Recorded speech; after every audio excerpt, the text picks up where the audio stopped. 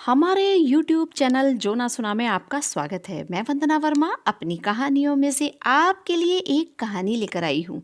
कहानी का नाम है दृष्टिकोण। अनुपमा ने अखबार पढ़ना शुरू किया।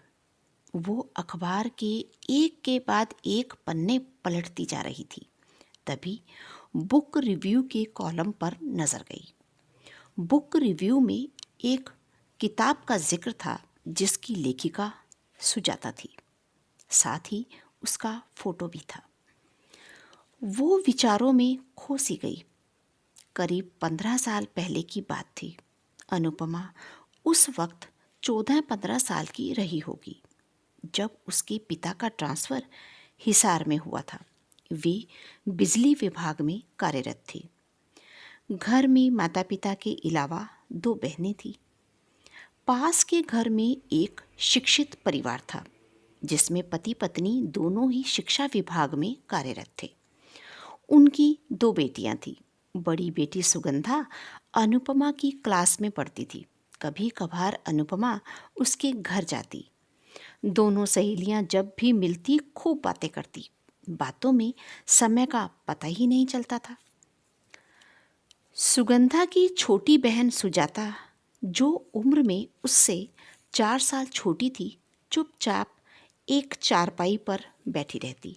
दरअसल वो ना देख पाती थी और ना ही सुन पाती थी।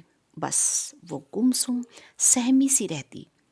जब सुगंधा की माँ या सुगंधा में से कोई उसके आगे कुछ खाने के लिए प्लेट में रख देता तो वो अपने हाथ से प्लेट में रखी चीज़ों को अंदाजे से उठाती और धीरे धीरे खाने लगती। ऐसा लगता था छोटी उम्र में ही उसके जीवन में अंधेरा पसरता जा रहा था।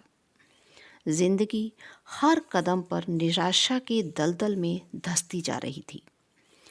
जीवन में संभावनाओं की कोई जगह नहीं रही थी।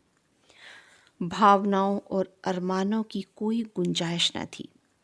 बड़ी बहन सुगंधा थोड़ी मदद कर देती तो वो हल्के से मुस्कुरा भर देती। कुछ महीनों बाद अनुपमा और सुगंधा का अलग अलग कॉलेजेस में दाखला हो गया। फिर तो कभी कभार ही मिलना होता। ग्रेजुएशन के बाद अनुपमा की शादी हो गई। वो अपनी गृहस्थी में व्यस्त हो गई। अब तो सुगंधा से भी कभी कभार केवल फ़ोन पर ही बात हो पाती थी। उस दिन अनुपमा ने सुगंधा को फ़ोन मिलाया और सुजाता के बारे में पूछा तो उसने बताया कि सुजाता ने एक टीचर के कहने पर साइन लैंग्वेज सीखी। उसके बाद उसने पुस्तकें लिखना शुरू किया। उन्हीं पुस्तकों में से एक पुस्तक का जिक्र उस दिन अखबार में था। अनुपमा को सुजाता के दृष्टिकोण पर आश्चर्य था।